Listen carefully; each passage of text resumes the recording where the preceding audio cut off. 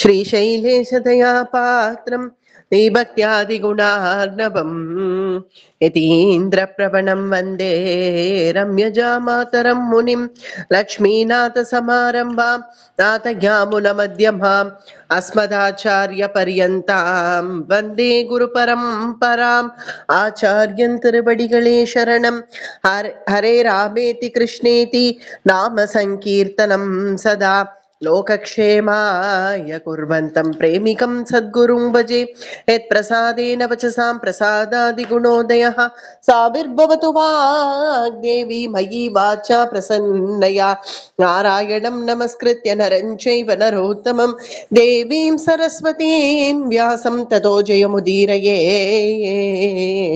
व्यासाय विष्णुरूपाय व्यासरूपाय विष्णवे नमो वै ब्रह्मनिधये वासिष्ठाय नमो नमः कृष्णाय वासुदेवाय देवकी नंदनाय च नन्दगोपकुमाराय गोविन्दाय नमो नमः नमोऽस्तु ते व्यास विशालबुद्धे पुल्लारविन्दाय तपत्रनेत्रे येन त्वया भारततैलपूर्णः प्रज्वालितो ज्ञानमय प्रदीपः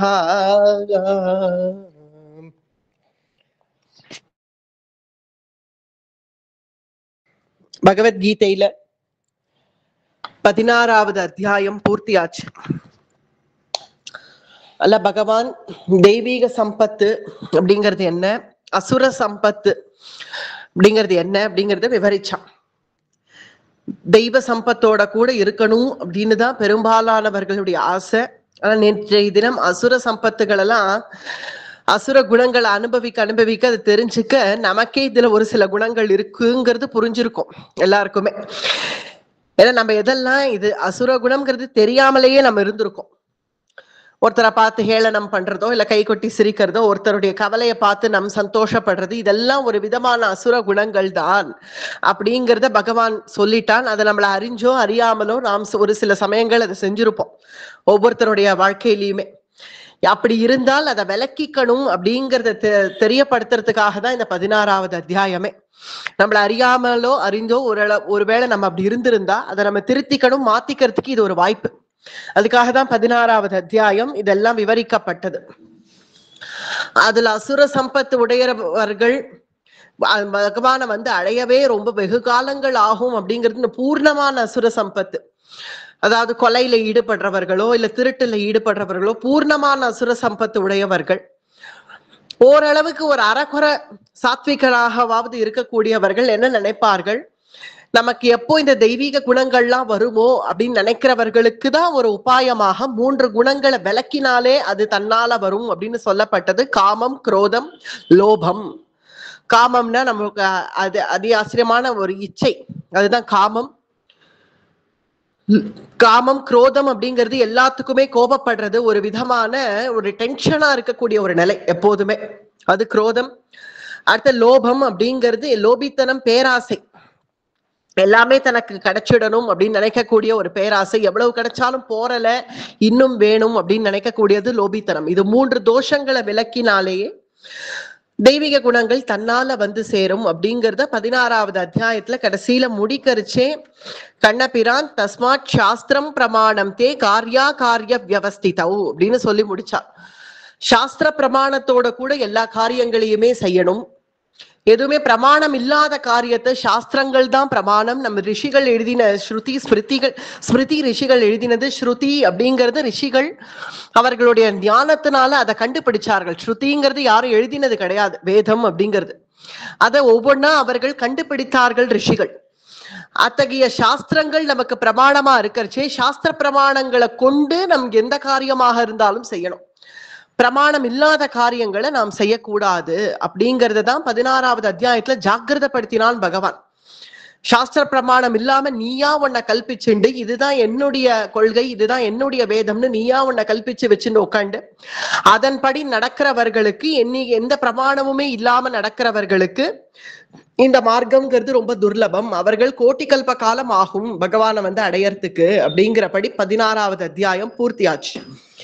இத கேட்ட அர்ஜுனனுக்கு, அர்ஜுனன் இப்ப கேட்கிற அர்ஜுனவாச்சன் ஆரம்பிக்கிறது 17வது அத்தியாயம். அதாவது சாஸ்திரம் தான் பிரமாணம், அத விதிப்படி செய்யவில்லைன்னா என்ன ஆகும் அப்படிங்கிறது தான் இந்த அத்தியாயம் விளக்குறது. இந்த ஒரு சாரார் சாஸ்திரங்களை ஏத்துக்கவே இல்லை, இது எதுவுமே இல்லைன்னு பூர்ணமா போனவர்கள் ஒரு பட்சம். அவர்களை பத்தி தான் 16வது அத்தியாயத்துல சொல்லியாச்சு, கண்டிச்சாச்சு கிருஷ்ணனே. இன்னும் சொல்ல போனா இந்த 17வது அத்தியாயத்துல என்ன வருது, சாஸ்திரத்தை ஏற்றுக்கொண்டவர்கள், சாஸ்திரப்படி நடக்கணும்னு நினைக்கிறவர்கள், ஆனா விதிப்படி செய்ய மாட்டார்கள். எப்படி சொல்லப்பட்டிருக்கோ அதுபடி செய்யாம ஒரு ஸ்ரத்தை இல்லாம செய்யக்கூடியவர்கள், அவர்களுடைய நிலைய பூர்ணமா விளக்குறதுதான் இந்த 17வது அத்தியாயம். ஒரு 3 விதம் சொல்லப்படுறது. என்னன்னா, உத்தமர்கள், மத்தியர்கள், கடைசி பட்சம் உடையவர்கள் அப்படின்னு 3 விதமா இதை பிரிச்சுட்டோம்னா, அனுஷ்டானத்திலேயே இந்த 3 விதங்கள் உண்டு. ஆச்சரணையிலேயே சாஸ்திரத்தை இல்லாதவனை, ஏத்துக்கவே இல்லாதவனை பத்தி இப்ப பேச்சு இல்லை. சாஸ்திரத்தை ஏத்துண்டு அதை உத்தமமா கடைபிடிக்கிறவர்கள், மத்தியமமா கடைபிடிக்கிறவர்கள், கடைசி பட்சம் ஏனோதானோன்னு பண்றவர்கள். இவர்கள் 3 பேர்களை பத்தி தான் இந்த அத்தியாயம். நம் சாஸ்திரங்களை ஏத்துண்டு, அதான் நம் சனாதன மதத்திலேயே இருந்துண்டு, ஆனா அதை சரியான விதிப்படி எப்படி செய்யணுமோ அதை செய்யாமல் தன் இஷ்டத்துக்கு செய்யறவர்களுடைய நிலையை பத்தி விளக்குறது இந்த அத்தியாயம் 17வது அத்தியாயம். ஏத்துக்காதவர்களை பத்தி 16வது அத்தியாயம், ஏத்துண்டு சரிவர செய்யாதவர்கள் பத்தி 17வது அத்தியாயம். நமக்கு வித்தியாசம் புரியறது இல்லையா? அத முதல்ல அர்ஜுனோ வாச்ச அப்படின்னு ஆரம்பிக்கிறது. அர்ஜுனோ வாச்ச முதல் ஸ்லோகம். ஏ சாஸ்திர விதி முத்ஸ்ருஜ்ய யஜந்தே ஸ்ரத்தயான்விதாஹ தேஷாம் நிஷ்டா துகா கிருஷ்ணா சத்வமஹோ ரஜஸ்தமஹ. ஏ சாஸ்திர விதி முத்ஸ்ருஜ்ய, அர்ஜுனன் கேக்குறான் இந்த ஸ்லோகத்துல, கிருஷ்ணா சாஸ்திரத்தை ஏத்துக்காதவர்கள் பத்தி இப்ப இல்ல, சாஸ்திரத்தை ஏத்துண்டு அந்த சாஸ்திரத்திலேயே இருந்துண்டு அதுல ஸ்ரத்தை இல்லாதவர்களுடைய நிலை என்ன? ஸ்ரத்தையா எதுவும் செய்யாமல் அஸ்ரத்தையாக ஏனோதானோன்னு பண்ணா போச்சு அப்படின்னு பண்றவர்களுடைய நிலைமை என்ன? சாஸ்திரத்தை ஏத்துக்கவே இல்லைன்னா அது வேற பட்சம். ஏத்துண்டு ஆனால் அதை சரிவர செய்யாதவர்களுடைய நிலை எப்படியாக இருக்கும்? தேஷாம் நிஷ்டா துதா கா கிருஷ்ணா கிருஷ்ணா சத்வமாஹோ ரஜஸ்தமோ. அவர்கள் எந்த குணத்தால இந்த மாதிரி ஆறார்கள்? ஏன்னா குணத்தாலதான் லோகம் நடக்கிறது அப்படின்னு சொல்லியிருக்கோம் இல்லையா? அதுல எந்த குணத்துல இவர்கள் சேர்றார்கள்? சத்வகுணமா, ரஜோகுணமா, தமோ குணமா? எதனால இப்படி ஒரு அஸ்ரத்தைங்கிறது ஏற்படுறது? ஏதோ ஒரு குணத்தாலதான் இந்த அஸ்ரத்தைங்கிறது ஏற்படுறது. சத்வகுணத்தால இல்லைங்கிறது நமக்கு தெரியறதுனால, இருந்தாலும் அதையும் கேட்கிறான் அர்ஜுனன். சத்வமாஹோ ரஜஸ்தமஹா. சாத்விக குணங்கள் இருக்கிறவர்கள் கூட சில பேர்கள் சாத்விகமா இருப்பார்கள், ஆனா கொஞ்சம் அஸ்ரத்தையா செய்வார்கள். அது எதனால? இதுல எந்த குணம் அதை ரொம்ப இத்தகைய அஸ்ரத்தைய ஆலம்பிக்கிறது அப்படிங்கிறது தான் அர்ஜுனனுடைய ஒரு கேள்வி. அதுக்கு பகவான் சொல்லக்கூடிய பதில் தான் இந்த அத்தியாயம் பூரா. இந்த ரேவதிங்கிற ஐடி கொஞ்சம் உங்க வீடியோவை ஆஃப் பண்ணிக்கோங்க. ஐடி ஸ்ரீ பகவான் வாச்ச. त्रिविधा भवति श्रद्धा देहिनां सा स्वभावजागा सात्विकी राजसी चैव तामसी चेति तां शृणु. त्रिविधा भवति श्रद्धा. 3 விதமான ஸ்ரத்தைகள் இருக்குப்பா அர்ஜுனா. பகவான் சொல்றான் 3 விதமான ஸ்ரத்தைகள் இருக்கு. சாத்விகமான ஸ்ரத்தை, ராஜசமான ஸ்ரத்தை, தாமசமான ஸ்ரத்தை. த்ரிவிதா பவதி ஸ்ரத்தா தேஹினாம் சா ஸ்வபாவஜா. ஸ்வபாவத்தால வருதுதான் இது. சாத்விகி ராஜசி சைவ தாமசி சேதி தாம் ஸ்ருணு. சாத்விகமான ஸ்ரத்தை, ராஜசமான ஸ்ரத்தை, தாமசமான ஸ்ரத்தை, இது 3த்துக்குமான வித்தியாசங்கள் என்னென்னு சொல்றேன் கேளு. ஸ்ருணுன்னா கேளு, சொல்றேன் கேள் அப்படின்னு பகவான் ஆரம்பிக்கிறான். இத 3வது ஸ்லோகம். சத்வானுரூபா சர்வஸ்ய ஸ்ரத்தா பவதி பாரதாக ஸ்ரத்தாமயோயம் புருஷः யோ யச்ச்ரத்தः ஸ ஏவ ஸஹ. ஹே பாரதா, பரத குல திலக்கனே, அவனவனன் ஸ்வபாவத்தின் படிதான் ஸ்ரத்தைங்கிறதும் இருக்கும். நம்ம பொதுவாவே பாக்குறோம் இல்லையா, லோகத்துல நல்ல பரம வைதீக குடும்பமாக இருக்கும். ஆனா அந்த குடும்பத்திலேயே யாராவது ஒரு சிலர் ஸ்ரத்தை இல்லாம அஸ்ரத்தையா, எப்ப பாரு சோம்பேறியா தாமசத்தோட இருக்கிறதையும் பார்ப்போம். இல்ல பரம லௌகீக குடும்பம், நல்ல ரஜோகுணம் உடைய குடும்பம், அங்க இங்க ஓடி ஒரு நிமிஷம் நிக்காத குடும்பம். அப்படிப்பட்ட குடும்பத்துல ஒருத்தன் சாத்வியா இருப்பான். பார்த்தா அவன் எப்போதும் பாராயணம் பண்ணிட்டு இருப்பான், பகவத் பக்தி பண்ணிட்டு இருப்பான், ஒருத்தன் சாத்வியா இருப்பான். இந்த குடும்பத்திலேயே நம்ம பிசினஸ கவனிக்க வேண்டிய குடும்பம், இவன் ஒருத்த மட்டும் ஏன் தான் இப்படி இருக்கானோன்னு சில பேர்கள் நினைப்பான். அது ஸ்வபாவத்தாலதான் வருது. அவர்களுடைய பூர்வ ஜென்ம வாசனைகள் அப்படிங்கிறது இருக்கு இல்லையா, இதை பத்தி எல்லாம் விஸ்தாரமா பார்த்துட்டோம் பூர்வ அத்தியாயங்கள்ல. பூர்வ ஜென்மத்துல எப்படிப்பட்ட வாசனைகள் இருந்ததோ அதுவே தொடர்றதுனால, ஜென்ம ஜென்மாந்தரமா அதுவே அப்படி தொடர்ந்து தொடர்ந்து வரதுனால, அந்த பூர்வ ஜென்ம வாசனையினுடைய விளைவாக ஒரு சாத்வீக குடும்பத்துல ஒரு ராஜசன் இருக்கிறதோ, இல்ல ஒரு ராஜச குடும்பத்துல ஒரு சாத்வீகன் இருக்கிறதோ, இல்ல ஒரு தாமசன் இந்த ரெண்டு குடும்பங்கள்லயும் இருக்கிறதோ, சாத்வீக குடும்பத்திலயோ ராஜச குடும்பங்கள்லயோ ஒரு தாமசன் இருக்கிறதோ, இதெல்லாம் பூர்வ ஜென்ம வாசனையினால வருதுதான். இந்த குணங்களாலதான் அவர்களுடைய ஸ்ரத்தை அஸ்ரத்தை அப்படிங்கிறதே ஆறுது. சாத்வானு ரூபா சர்வஸ்ய ஸ்ரத்தா பவதி பாரதா ஸ்ரத்தாமயோயம் புருஷஹ கதுமயா புருஷஹா அப்படின்னு வேதம் சொல்றது. அததான் இங்க பகவத்கீதையும் உபனிஷத் தானே, அதனாலதான் இங்க ஸ்ரத்தாமயோயம் புருஷஹா அப்படியே பகவான் தானே சொல்றது. இது வேதம் அப்படியே பரிமளிக்கிறது. கண்ணனுடைய வாக்குல, கண்ணன் வாயை திறந்தாலே வேதம் தான் அப்படியே பரிமளிக்கிறது. வேதத்துல கதுமய புருஷஹா அப்படின்னு சொல்லப்பட்டதையே இங்க ஸ்ரத்தா மயோயம் புருஷஹா அப்படின்னு அப்படியே கொஞ்சம் அந்த வார்த்தை மட்டும் மாத்திருக்கான் கண்ணன், அவ்வளவுதான். குணத்தாலதான் அந்த ஸ்ரத்தை அப்படிங்கறத மாறுறது. சத்சங்கத்துல அத்தகைய குணங்கள் இருக்கிறதுனால என்னைக்காவது ஒரு நாள் இந்த ராஜசனோ தாமசனோ சத்சங்கத்தினுடைய வாசனை அவன் மேலேயும் பட்டுதுன்னா அவன் பூர்ண சாத்விகனாக ஆயிடுவான். சாத்விகம்ங்கிறது வேற, பகவத் பக்திங்கிறது வேற. இதையும் நம்ம முன்னாடியே சொன்னோம். சாத்விகம்ங்கிறது ஒரு சாந்த ஸ்வபாவத்தோட கூட இருக்கிறது. பகவத் பக்தி அப்படிங்கிறது இந்த சாத்விக குணங்கள் இருக்கிறவர்களுக்கு கொஞ்சம் கொஞ்சமா பகவத் பக்திங்கிறது தானே வந்துடும். எது மாதிரி நம்பிக்கை இருக்கோ அது மாதிரி காரியங்களை தான் இந்த குணங்களால செய்வான். நமக்கு சாத்விகமான நம்பிக்கை இருந்தா அது மாதிரி காரியங்கள் அமையும்.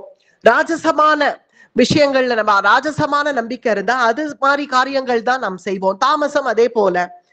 நமக்கு நம்பிக்கை தானே எல்லாமே, நம்மளுடைய ஃபெய்த் அப்படின்னு சொல்றோம் இல்லையா, அந்த நம்பிக்கை. அந்த நம்பிக்கையுடைய அடிப்படையில தான் நம்மளுடைய வாழ்க்கையே அப்படி நமக்கு நடக்கிறது. எது செய்தாலும் ஒரு நம்பிக்கை. நம்ம படிப்போம், ஒரு படிப்பு அப்படின்னு சேர்த்து விட்டா கூட அதுல நம்ம ஸ்ரத்தையா இருந்து படிச்சு நம்ம தேர்ச்சி பெறுவோம் அப்படிங்கிற நம்பிக்கை இருந்தா தானே படிக்கவே முடியும். இல்ல ஒரு உத்தியோகம் அப்படின்னு போய் சேர்ந்தா கூட அந்த உத்தியோகத்துல நம்ம நன்னா இருந்து கத்துண்டு உத்தியோகத்துல வருவோம்னு தான் நம்ம அங்க போய் சேர்றோம். ஆனால் ஒரு விஷயம் என்னன்னா, அப்படி நம்பிக்கை கூட இல்லாமலேயே தான் பல பேர்கள் சேர்றோம். சேர்ந்து என்னன்னா அவர்களும் சரி புதுசா வந்தவர்கள்னு கொஞ்சம் அவனுக்கு சலுகைகள் கொடுத்து அவனுக்கு சொல்லி கொடுத்து அவனை ஒரு உத்தம உத்தியோகஸ்தனா மாத்துறார்கள் இப்ப இருக்கக்கூடிய காலகட்டத்துல. ஆனா அங்கேயும் ஏதோ ஒரு நம்பிக்கைங்கிறது தேவைப்படுறது. ஒரு கல்யாண காட்சி பண்ணணும்னாலுமே ஒரு நம்பிக்கை வேண்டாமா? கடைசி வரைக்கும் வாழ்க்கையில இந்த துணையோட கூட இருப்போம் அப்படிங்கிற ஒரு நம்பிக்கை. அந்த நம்பிக்கை இல்லாம இருக்கிறதுனாலதான் பல விஷயங்கள்ல அஸ்ரத்தை அப்படிங்கறதே ஏற்படுறது. ஸ்ரத்தாமயோயம் புருஷோம்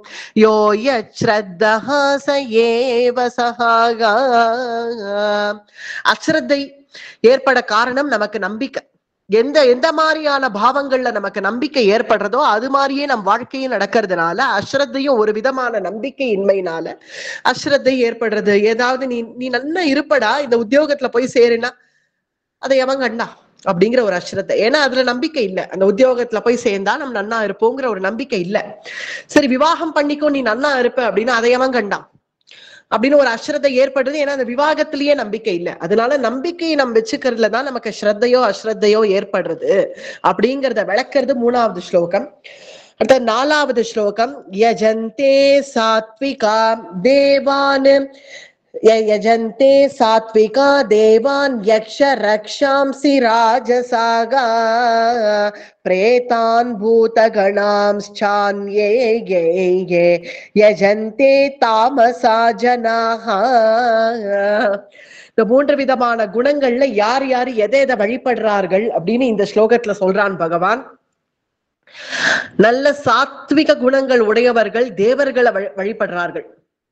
தேவர்கள் முதலிய நம்ம சாஸ்திரங்கள் எந்தெந்த தேவதைகளை சொல்றதோ அந்தந்த தேவதைகளை வழிபடுறார்கள். யஜந்தே சாத்விகா தேவான், தேவர்களை வழிபடுவார்கள். பிறகு ரஜோகுணம் உடையவர்கள் யக்ஷ ராட்சசர்களை வழிபடுவார்கள் நீங்க சொல்லப்பட்டிருக்கு. யக்ஷ ராட்சசி ராஜசாகா, யக்ஷர்கள் ராட்சசர்கள் இவர்களை வழிபடுவார்கள் ரஜோகுணம் உடையவர்கள். தாமசர்கள் பூத பிரேத பிசாசர்களை வழிபடுவார்களாம். பிரேதான் பூதகணாம் யஜந்தே தாமசா ஜனாஹ, தாமச ஜனங்கள் பூத பிரேத பிசாசர்களையே வழிபடுவார்கள். கேட்டா அதுதான் நன்னா இருக்கும்பா. ஏன்னா தாமச குணம் இருக்கிறதுனாலயே பேய பிசாசெல்லாம் வழிபட்டுன்னு உட்காந்துருப்பா இந்த தாமசர்கள். இது தேவர்கள் நம்ம இங்க நம்பிக்கை. தஸ்மாத் சாஸ்திரம் பிரமாணம் தேன்னு எப்ப பகவான் சொன்னானோ, சாஸ்திர பிரமாணத்தினால சொல்லக்கூடிய தேவதைகளை தான் நான் உபாசிக்கவும் செய்யணும். நம்ம சாஸ்திரங்கள்ல என்னென்ன தேவதைகளை சொல்லப்பட்டிருக்கோம், சாத்விகர்கள் கூட சாஸ்திர பிரமாணமான தேவதைகளையே உபாசிக்கணும் அப்படின்னு சொல்றதுனால இந்த சாஸ்திரங்கள் நமக்கு எந்த இதர தேவதையாகவே இருந்தாலும் சாஸ்திரங்கள்ல சொல்லப்பட்ட தேவதையாக இருக்கணும். சில கிராமங்கள்ல எல்லாம் வழக்கம் உண்டு. என்ன வழக்கம்னா, நம்ம இதுதான் தெய்வம் அதுதான் தெய்வம்னு சில கிராமங்கள்ல ஒரு கிராம தேவதையாக வச்சு வழிபடுவார்கள். அதுக்கு சாஸ்திரங்கள் பிரமாணம் இல்லை. கிராம தேவதையோ இல்ல ஊர் எல்லையில இருக்கக்கூடிய தேவதைகளோ அதெல்லாம் சாஸ்திர பிரமாணத்தோட கூட இருக்கணும். ஆனா சாஸ்திர பிரமாணம் இல்லாத நம்பிக்கை இருக்கிறவர்களுக்கு இது சொல்லப்பட்டிருக்கு. அந்த மூன்று விதமான குணங்கள் இருக்கிறதுனாலதான் அந்த மாதிரி ரஜோகுணம் உடையவர்கள் இந்த யக்ஷ ராட்சசர்களையே போய் வழிபடுவார்கள். அதுக்கெல்லாம் சாஸ்திர பிரமாணங்கள்ங்கிறது இல்லை. அந்த மாதிரி வழிபாடுகளுக்கு தாமசர்கள் பூத பிரேத பிசாசர்களை வழிபடுங்கள்னு எந்த சாஸ்திரம் நமக்கு சொல்லி இருக்கு? அதனால சாத்விகர்கள் தேவர்களை வழிபடுறார்கள். அது சாஸ்திர சம்மதமாக இருக்கக்கூடிய தேவதர்களை வழிபடுவார்கள் அப்படின்னு மூன்று விதமான வழிபாடும் இங்க சொல்லப்பட்டிருக்கு. சாத்விகர்கள், ராஜசர்கள், தாமசர்கள் மூன்று பேருமே எந்த மாதிரி தேவதைகளை உபாசிக்கிறார்கள் அப்படின்னு. அடுத்தது 5வது ஸ்லோகம். அசாஸ்திர விஹிதம் கோரம் தப்யந்தே யே தபோ ஜனாஹ தம்பாஹங்கார சம்யுக்தாஹ காமராக பலான்விதாஹ கர்ஷயந்தஹ ஷரீரஸ்தம் பூத கிராமமசேதசஹ மாம் சைவாந்தஹ ஷரீரஸ்தம் தான் வித்யாசுர நிச்சயானு. 5வது 6வது சேர்த்தே சொன்னேன். இதுல ரெண்டுமே ஒரே ஸ்லோகமாக வர்றதுனால, ஒரே தத்துவம் வர்றதுனால, எவரவர்கள் சாஸ்திரோத்தமான செயல்களை செய்யாம அசாஸ்திரோத்தமான விஷயங்கள்ல ஈடுபடுறார்களோ, தன் இஷ்டப்படி ஈடுபடுறார்களோ அவர்கள் எல்லாம் அசுர ஸ்வபாவம் உடையவர்கள் அப்படின்னு இங்க சொல்லப்பட்டிருக்கு. அசாஸ்திர விஹிதம் கோரம், கோரம் அவர்களை பார்த்தாலே பயமா இருக்கும். தப்யந்தே யே தபோ ஜனாஹ, அசாஸ்திர விகிதமா செய்யக்கூடிய தபசுகள் எல்லாமே கோரமானதாக இருக்கும். அவர்கள் வெறும் இந்த டம்பத்துக்காக செய்வார்களே தவிர அங்க அகம்பாவம் மட்டுமே மிஞ்சும், வேற ஒண்ணும் அங்க மிஞ்சாது. டம்பத்துக்காக 4 பேர்கள் நம்மளை பார்த்தா பயப்படணும், இல்ல 4 பேர்கள் நம்மளை பார்த்தா மதிக்கணும் அப்படின்னு டம்பத்துக்காக அத்தகைய வார்த்தைகள் இங்க இருக்கிறதுனால சொல்றேன். டம்பாஹங்கார சம்யுக்தாக, டம்பா அகங்கார, அகங்காரம் இருக்கும் அவர்களுக்கு, டம்பம் இருக்கும். 4 பேர் நம்மளை பார்த்தாலே அவன் இந்த மாதிரி யாகங்கள்லாம் செய்யக்கூடியவன், அவன்கிட்ட கொஞ்சம் ஜாக்கிரதையா இருக்கணும் அப்படிங்கிற ஒரு பயம் உண்டாகணும். இல்லைன்னா அந்த ஒரு டம்பம், 4 பேருக்கு நம்மளை பார்த்தா ஒரு மரியாதை வரணும். அவன் இந்த யஜ்ஞங்கள்லாம், அதுவும் இந்த தாமசமான யஜ்ஞங்கள்லாம் பண்ணக்கூடியவன், அதனால அவனை பார்த்தாலே ஒரு பயம், அவனை பார்த்தாலே ஒரு மரியாதை, அதனால ஒரு மரியாதை, பயத்தினால வந்த ஒரு மரியாதை. அந்த மாதிரி இருக்கிறவர்களுக்கு ஒரு அகங்காரம், எல்லாரும் நம்மளை வந்து எல்லாரும் சேவிக்கணும். நம்மளை யாராவது பார்த்து சேவிக்காம போனா அவர்களை சபிக்கணும், ஒழிஞ்சு போன்னு சபிக்கணும். அந்த மாதிரி இருக்கக்கூடியவர்கள் அசுர குணம் பொருந்தினவர்கள். அவர்கள் அதிர்ஷ்ட பலன்ல உத்தேசம் இருக்கு. அதிர்ஷ்டம்னா இங்க லக்குங்கிறது அர்த்தம் கிடையாது. அதிர்ஷ்ட பலன்னா கண்ணுக்கு தெரியாத பலன். நம்ம ஒரு யாகம் பண்ணாலேயே அதுல தர்மம் இருக்கு அப்படின்னு, தர்மம்ங்கிறது ஒரு ஆக்கிருதி இல்லை இல்லையா? தர்மம்ங்கிறத நம்மளால உணரதான் முடியும். தர்மம்ங்கிற வார்த்தைய, தர்மத்தை நம்ம பிரத்யட்சமா பார்க்க முடியாது. அது அதிர்ஷ்ட பலன். அந்த மாதிரி தர்மத்துக்காக செய்யணும் ஒரு காரியம் அப்படின்னு அவர்கள் நினைக்க மாட்டார்கள். திருஷ்ட பலன்ல ஆசைப்படுவார்கள். இந்த நிமிஷம் இவன் ஒழியணும்னா இவன் ஒழியணும், அதுக்கு ஒரு யாகம் பண்ணு. யாகம் பண்ணி அவனை ஒழிச்சே கட்டு. இந்த சூன்யம் பண்றவர்கள் இதெல்லாம் செய்யறார்கள் இல்லையா, இந்த யாகம் பண்ணி ஏதோ ஒரு பலனை உத்தேசித்து பண்ணுவார்கள், திருஷ்ட பலன்ல மட்டுமே அடையணும்னு நினைப்பார்கள்.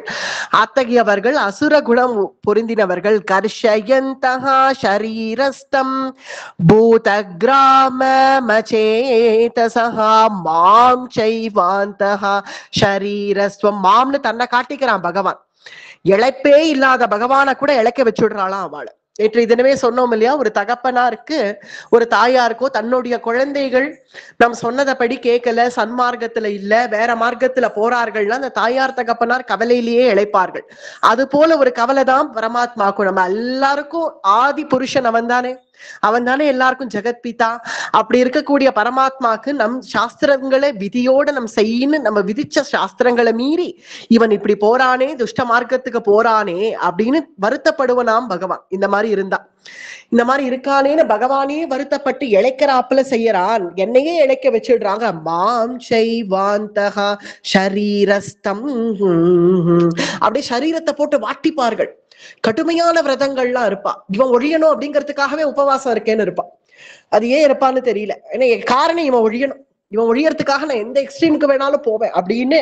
கர்ஷயந்தஹா ஷரீரஸ்தம். தன் சரீரத்தை போட்டு வாட்டிப்பார்கள், சரீரத்தை போட்டு கையை அறுத்துப்பார்கள், இல்ல தன்னை போட்டு அடிச்சுப்பார்கள், பட்டார் பட்டார்னு கன்னத்துல போட்டுப்பார்கள். இப்படி எல்லாம் செஞ்சு தன் சரீரத்தை வருத்திண்டு, அது பகவான் என்ன சொல்றான், ஜெகத்பிதாவா இருந்து இப்ப பேசுறதுனால அவனையும் வருத்திண்டு என்னையும் வருத்தப்பட வைக்கிறான்பா அப்படிங்கிறான்.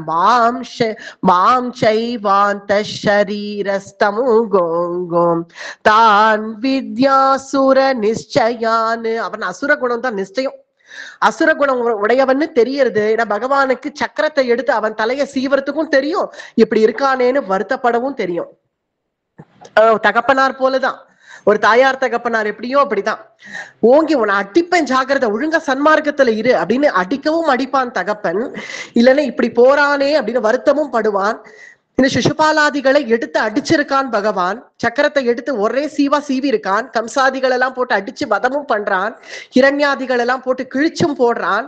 கோபம் அப்படி வர கிழிச்சு போடுற பகவான் அத்தகைய தகப்பனாருக்கு வருத்தப்படவும் ஒரு நிலை இருக்கு இல்லையா. அதனால இங்க கண்ணபிரான் வருத்தப்படுறான். இவர்கள்லாம் அவளையும் கஷ்டப்படுத்திண்டு என்னையும் கஷ்டப்படுத்துறார்கள் பத்தியா அப்படின்னு எவ்வளவு வருத்தம் இருந்தா கிருஷ்ணன் இதை சொல்லுவான். மாம் சைவாந்தஹா ஷரீரஸ்தம் தான் வித்யா சுரி நிச்சயானு. இப்படி அசுர குணம் நிச்சயம் இவர்கள்ட்ட இருக்குன்னு தெரியுது. கடுமையான விரதம் இருக்கிறவர்கள், மற்றவர்கள் ஒழியணும்னே நினைக்கிறவர்கள், இவர்கள்லாம் அவர்களும் கஷ்டப்படுவார்கள், பகவான் ஆகிய என்னையும் கஷ்டப்படுத்துவார்கள், பிறர்களுக்கும் கஷ்டம், மற்ற ஸ்வஜனங்களுக்கும் கஷ்டம். அவர்கள் கூட இருக்கிறதுனாலயே ஸ்வஜனங்களுக்கும் கஷ்டம். அவன் குடும்பம் கஷ்டப்படும், அவன் கூட இருக்கிற ஊரே கஷ்டப்படும், நாடே கஷ்டப்படும், அவன் பூலோகத்துல இருக்கிறவர்கள் அத்தனை பேரும் கஷ்டப்படுவார்கள். ஒருவன் அந்த மாதிரி இருந்தா கூட போறோம். அவர்களால நாட்டுக்கும் க்ஷேமம் இல்லை, அவனுக்கும் க்ஷேமம் இல்லை, எனக்கும் க்ஷேமம் இல்லை, எனக்கும் வருத்தம் தான் அப்படின்னு சொல்றான் பகவான். அடுத்தது 7வது ஸ்லோகம். ஆஹாரஸ்த்வபி சர்வஸ்ய த்ரிவிதோ பவதி ப்ரியஹ யஜ்ஞஸ்தபஸ்ததா தானௌ கோ தேஷாம் பேதமிமம் ஷ்ருணு. கேளு, ஷ்ருணு. என்ன கேட்க சொல்றான்? ஆஹாரஸ்த்வபி சர்வஸ்ய. ஆகாரம் தான் எல்லாத்தையுமே தீர்மானிக்கிறதுங்கிறான். ஆகாரம், நம்ம எடுத்துக்கக்கூடிய ஆகாரம், அதனாலேயே நம்மளுடைய அந்த 3 குணங்கள் வருது. ஆஹாரஸ்த்வபி சர்வஸ்ய த்ரிவிதோ பவதி ப்ரியஹான்னு. த்ரிவிதோ 3 குணங்கள் வரத்துக்கு காரணம் நம்முடைய ஆகாரமும் கூட.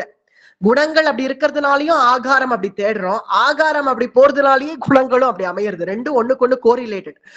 அல்லது எப்படிப்பட்ட ஆகாரங்கள் நம்ம அருந்தணும் அப்படிங்கிறது கூட பகவத்கீதையில பகவான் கண்ணனே நமக்கு சொல்லி கொடுத்துட்டான். ஆகாரம் மட்டும் இல்லை, இது எல்லாத்துக்கும் பொருந்துங்கிறான். யஜ்ஞத்துக்கும் சரி, தபசுக்கும் சரி, தானத்துக்கும் சரி, இந்த ஆகாரங்கள் நமக்கு தீர்மானிக்கிறது. இந்த 3 குணங்கள் தான் எல்லா இடத்துலயுமே வருதுங்கிறான். 3 குணங்கள் சத்வ ரஜஸ் தமஸ், இது 3 தான். அத்தகைய ஆகாரங்கள் எப்படி எப்படி சாத்வீகர்கள் என்ன ஆகாரம், ராஜசர்கள் என்ன ஆகாரம், தாமசர்கள் என்ன ஆகாரம் அருந்துவார்கள் அப்படிங்கிறத நான் சொல்றேன், கேள். ஸ்ருணு, கேளு. பேதம் இமம் ஸ்ருணு. அது என்னென்ன பேதங்கள் அவர்களுக்குள்ள இருக்குன்னு சொல்றேன் கேளுன்னு ஆகார விஷயமான ஸ்லோகங்கள் வரக்கூடிய ஸ்லோகங்கள். 8வது ஸ்லோகம். ஆயுஹு சத்வபல ஆரோக்கிய சுக பிரீதி விவர்தனாக ரசஸ்யா ஸ்னிக்தாஹ ஸ்திராஹ ஹ்ருத்யா ஆஹாரஹ சாத்விக பிரியாஹ. சாத்விகர்களுக்கு என்னென்ன ஆகாரங்கள் பிரியமானதுன்னு சொல்ல. சாத்விக பிரியாக, சாத்விக பிரியாக, சாத்விக குணம் உடையவர்கள் எதை எதை விரும்பி சாப்பிடுவார்கள். சாத்விக பிரியாக, சாத்விகர்கள் இதைதான் சாப்பிடணும்னு சொல்லல இங்க கிருஷ்ணன். சாத்விகர்கள் எதை எதை பிரியமா விரும்பி சாப்பிடுவார்கள் அப்படின்னு. சாத்விக பிரியாக என்ன அப்படின்னு பார்த்தா ஆயுஹு. முதல்ல நம்ம ஆயுள், ஆரோக்கியம் இது எல்லாத்தையும் பார்த்துக்கணும். அதுக்காகவே நம்ம யாருக்கு எந்த ஹிம்சையும் கொடுக்க கூடாதுன்னு நினைப்பார்கள். நம்ம போய் நம்ம கட்டில படுத்துட்டோம்னா சில பேர்கள் ரொம்ப பிரியத்தோட கூடவும் பார்த்துப்பார்கள். சில பேர்கள் இது தலை எழுத்து பார்த்துக்க வேண்டியிருக்கே அப்படின்னு தலையில அடிச்சுட்டு இருப்பார்கள் இல்லையா. இல்ல பார்த்துக்கவே முடியாத போன்னு கைவிட்ட கேஸா தூக்கி போடுறவர்களும் இருக்கா. அப்படி இருக்க நம்ம யாருக்கும் எந்த கஷ்டமும் கொடுக்க கூடாது அப்படிங்கிறதுனாலயே அவர்கள் தன்னுடைய ஆரோக்கியத்துல ரொம்ப பர்டிகுலரா இருப்பா சாத்விகர்கள். ஏன்னா நம்மளால யாருக்கும் எந்த கஷ்டமும் வந்துடக்கூடாதுன்னு. அதனாலேயே அஜீரணமாக ஆக்குற ஆகாரங்கள் எதுவும் அருந்திக்க மாட்டா. எதெல்லாம் நம்ம சாப்பிட்டாலே ஜீரணம் ஆகாதோ அதெல்லாம் சாப்பிடணும்னு நினைக்க மாட்டா. மேலும் கடினமான ஆகாரங்கள் எதையுமே சாத்விகர்கள் பிரியமா சாப்பிட மாட்டார்கள். கடினமா அப்படியே போட்டு கட்டிச்சு முழுங்கணும் அப்படின்னா அதெல்லாம் பிரியப்பட மாட்டார்கள். ஆரோக்கியத்தை எதெல்லாம் தடுக்குமோ, ஒரு மதமதப்பை எதெல்லாம் உண்டாக்குமோ அத்தகைய ஆகாரங்களை அவர்கள் விரும்ப மாட்டார்கள். பிறகு வேற என்ன சாப்பிடணும்னு நினைப்பார்கள்னா காலத்துல சாப்பிட்டுடணும், காலத்துல ஜீரணமானும்னு நினைப்பா. காலத்துல ஒரு 7:30 8 மணி சுமார்னா 8 மணி சுமாருக்கு சாப்பிட்டு முடிச்சுடணும். அது நம்ம படுக்க போகிறதுக்குள்ள அது ஜீரணம் ஆயிடணும் அப்படின்னு நினைப்பார்கள். ஜீரணம் ஆகாத சாப்பாடெல்லாம் சாப்பிட்டுட்டு தன்னை வருத்திக்கணும் அப்படின்னு நினைக்க மாட்டார்கள். சாஸ்திரங்களா இருந்தாலும் சரி, ஆகாரமா இருந்தாலும் சரி, எல்லாமே நமக்கு ஒரு அளவாக இருக்கணும் அப்படின்னு நினைப்பார்கள். அதுதான் சாத்வீக குணம். அது இருக்கிறதுனாலயே ரொம்ப நேரம் சாப்பிட்றதுல எல்லாம் செலவிட மாட்டான். இல்ல ரொம்ப நேரம் கட்டிச்சு சாப்பிட்றதும் நல்லா மென்னு சாப்பிட்றதுக்கெல்லாம் ரொம்ப நேரம் டைம் ஆகும் இல்லையா. யார் கூடயாவது உட்காந்து அதுவும் வளவளன்னு பேசிட்டு ஏற்கனவே அது ரொம்ப கடிச்சு சாப்பிட வேண்டிய ஆகாரம், அது இன்னும் பேசிண்டே வேற சாப்பிட்டா 2 மணி நேரம் சாப்பிட்டாலும் ஆகாது. அப்படி இருக்கக்கூடிய ஆகாரத்தெல்லாம் அவர்கள் விரும்ப மாட்டார்கள். ஏன்னா அவர்களுக்கு அவகாசம் இல்லை. சாத்விகர்களுக்கு அவகாசம் இல்லை. சாப்பிட்றதுக்கெல்லாம் ரொம்ப நேரம் செலவிடவும் மாட்டான். ஏதோ ஒரு தயிர் சாதம் இருந்தா கூட போரும்னு கடகடன்னு லபக்குன்னு அதை சாப்பிட்டுட்டு அடுத்த வேலையை பார்க்கணும்னு கிளம்பிடுவார்கள். அடுத்தது நான் பாராயணம் இன்னும் விட்டது பாக்கி இருக்குன்ட்டு போயிடுவார்கள். அத்தகைய சாத்விகர்கள் நம்ம நல்ல பக்ஷணம் பரமான்னம் சாப்பிடணும்னு கூட நினைக்காம ஏதோ ஒரு சுலபமா ஒரு கஞ்சி இருந்தா கூட போறோம்னு நினைப்பா. விதுரரை போல. விதுரர் என்ன பஞ்சபக்ஷ பரமான்னமா உட்காந்து சாப்பிட்டு இருந்தா. இதை திருதராஷ்டிரன் கேட்டா கொடுக்க மாட்டானா? ஏன்னா திருதராஷ்டிரனுக்கு ஒரு பிரியம் இருக்குதான், விதுரர்கிட்ட இல்லாம இல்ல. என் தம்பிங்கிற ஒரு பிரியம் வெக்கதான் வச்சிருக்கான் விதுரர். அதனால கடைசி வரைக்கும் விதுரரை விடலையே திருதராஷ்டிரன். எத்தகைய சபை கூட்டினாலும், துரியோதனன் அவமானப்படுத்தினாலும், துரியோதனன் எழுந்து வெளியில போச்சு தப்பான்னு சொன்னாலும் திருதராஷ்டிரன் துரியோதனனை தான் கண்டிச்சிருக்கான். என் தம்பிய வெளியில போ நீ சொல்லாதன்னு சொல்லியிருக்கான். ஏன்னா விதுரருடைய கம்பேனியனை திருதராஷ்டிரன் விரும்புறான். அப்படி இருக்கிறச்சே விதுரர் கேட்டா பண்ணி கொடுக்காமலா இருப்பான் திருதராஷ்டிரன். எனக்கு இதெல்லாம் கொடு அண்ணான்னு கேட்டா கொடுக்காமலா இருப்பான். ஆனால் அவர் அதை விரும்பல. ஏன்னா அவர் சாத்விக குணம் இருக்கிறதுனாலயே விரும்பல. ஒரு ஏன்னா பகவான் கண்ணபிரானுக்கு கஞ்சி கொடுத்தாருன்னு தான் இருக்கு மகாபாரதம். ஏன்னா அவர் சாப்பிட்றது தானே அவர் கொடுக்க போறார் பகவானுக்கும். நம் சாப்பிட்றது தானே நம்ம பகவானுக்கு திருவாராதனமா கொடுத்துட்டு இருக்கோம். அப்படி இருக்க அவர் கஞ்சி தானே சாப்பிட்டு இருக்காருன்னு தெரியறது. ஏன்னா அவர்கள் சாப்பிட்றதுக்கு எல்லாம் டைம் வேஸ்ட் பண்ண முடியாது. விதுரருக்கோ யாருக்கா இருந்தாலும் சாத்விகர்களா இருக்கக்கூடியவர். விதுரர் அத்தகைய பகவத் நிஷ்டர். அவருக்கு ஒண்ணு காரியங்கள் இருக்கு. ராஜா திடீர்னு கூப்பிட்டுடுவார். அது ஒண்ணு, அது நம் கடமை. கர்த்தவியம் செஞ்சு ஆகணும், அது நம் கடமை. மேற்கொண்டு இருக்கிற அவகாசத்துல எப்ப ராஜா கூப்பிடுவாரோ தெரியாது, எப்ப திருதராஷ்டிர மகாராஜா கூப்பிடுவாரோ தெரியாது. அதனால இருக்கிற நேரத்துக்குள்ள கிடைச்ச கஞ்சிய வாயில போட்டுண்டு, ஏன்னா சரீர யாத்திரை நடக்கணும் அவ்வளவுதானே. கிடைச்ச கஞ்சிய வாயில விட்டுண்டு கிடைச்ச பழத்தை சாப்பிட்டுண்டு நாம் கிருஷ்ணநாமம் சொல்லுவோமேன்னு உட்காந்துருப்பார் விதுரர். அப்படிதான் சாத்விகர்கள் இருப்பான். சாத்விகர்கள் இன்னைக்கு இதை சாப்பிடணும், அதனால இதுக்கு வேண்டிய சாமான் எல்லாம் வாங்கிட்டு வரணும், அதுக்கேத்த மாதிரி ஒரு மணி நேரம் தளிக பண்ணணும், அப்புறம் ஒரு 2 மணி நேரம் சாவகாசமா உட்காந்து அதுவும் டிவி ஆன் பண்ணிட்டு உட்காந்து அப்படி நினைக்க மாட்டார்கள் சாத்விகர்கள். ரஜோகுணம், அடுத்த ஸ்லோகம் அந்த ரஜோகுணம் உடையவர்கள் அப்படி நினைப்பா. சாத்விகர்கள் கிடைச்ச 5 நிமிஷம் ஏதோ இந்த சரீர யாத்திரை நடக்கிறதுக்கு சாப்பிட்டுட்டு போனா போரும் அப்படின்னு நினைப்பார்கள். ரஸ்யாகா, ஒரு ரஸ்யாகான ரசமா, ரசமா இருந்தா பெட்டர்னு நினைப்பா. ரஸ்யாக ஸ்னிக்தாக ஸ்திராக. ரஸ்யாக ரசம்னா இந்த கஞ்சி போல, கஞ்சியோ இல்ல ஒரு சாறு, அதாவது ஜூஸ், புரியும்படி சொல்றேன், ஜூஸ், ஃப்ரூட் ஜூஸ் இருந்தாலே போறோம் அவளுக்கெல்லாம். ரஸ்யாக ஏன்னா கடகடன்னு ஒரே நிமிஷம் தானே, ஏதோ கொஞ்ச நேரம் ஒரு தயிர் சாதம் மோர் சாதம் சொன்னோம், அதுவாவது ஒரு 5 நிமிஷம் ஆகும். வெறும் ஜூஸ் சாப்பிட்டுட்டா அது 1 நிமிஷத்துல முடிஞ்சிருமே, அவ்வளவுதானே, ஒரே நிமிஷம் இந்த ரசம் உள்ள போயிடும் இல்லையா, நம்ம சரீரம் வாழறதுக்கு அது போரும்னு நினைப்பா. ரஸ்யாக ஸ்னிக்தாக ஸ்திராக. ஸ்திரமான ஆகாரம். ஸ்திரமான ஆகாரம்னா கடினமான ஆகாரம் இல்லைங்க. ஸ்திரமான ஆகாரம் அப்படின்னா ஆரோக்கியத்துக்கு ஏத்த ஸ்திரமான ஆகாரம். எதெல்லாம் நம்ம ஆரோக்கியத்துக்கு நல்லதோ அதுதான் சாத்விகர்கள் விரும்புவார்களே தவிர, வேற ஆகாரம் எது நம்ம சாப்பிட்டா ஜீரணமே ஆகாது, வைத்த வலி வரும், நிறைய சாப்பிடாத வைத்த வலி வருங்கிற மாதிரி ஆகாரத்தை அவர்கள் தொடக்கூட மாட்டார்கள். ரஸ்யாக ஸ்னிக்தாக ஸ்திராக ஹிருத்யாக. ஹிருத்யானஹான நம்ம ஹிருதயத்துக்கு ஏத்ததான ஆகாரம். ஏன்னா கொழுப்பெல்லாம் கொலஸ்ட்ரால் அப்படின்னு சொல்றா இல்லையா, அந்த கொழுப்பு சத்துடைய ஆகாரங்கள்லாம் சாப்பிடாம ஹிருத்யாக, ஹிருதயத்துக்கு எது ஏத்த ஆகாரமோ இதெல்லாம் ஆகாராக சாத்விக பிரியாக, இதெல்லாம் சாத்விகர்களுக்கு பிரியமான ஆகாரம். அடுத்தது 9வது ஸ்லோகம்.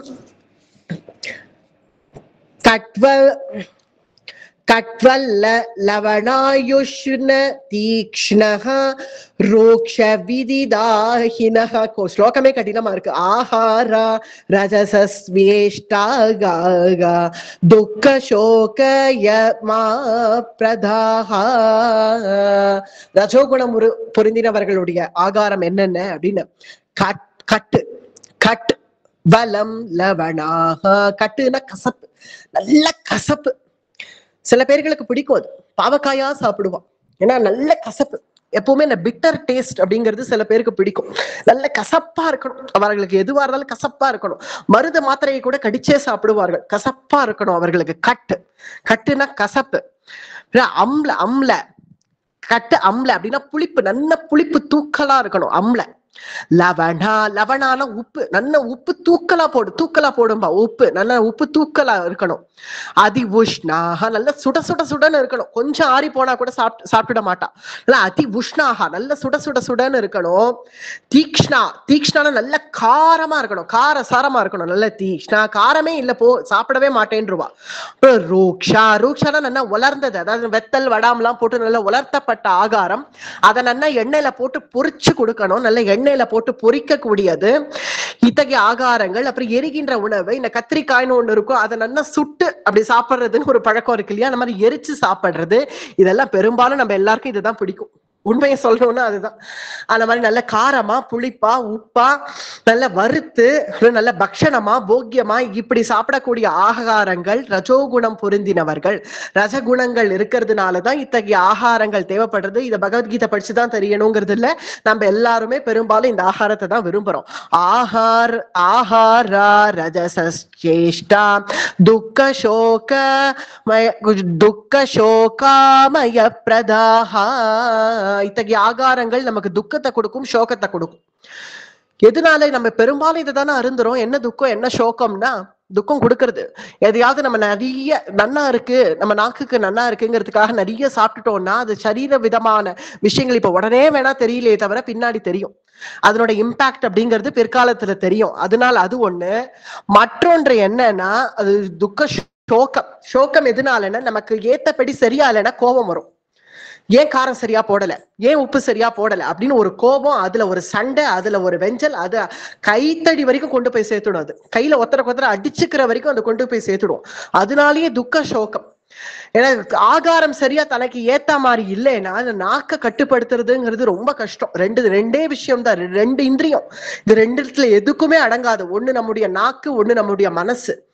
மனசை கூட கட்டுப்படுத்திடலாம், ஆனா நாக்க கட்டுப்படுத்துறதுங்கிறது ரொம்ப கஷ்டம்.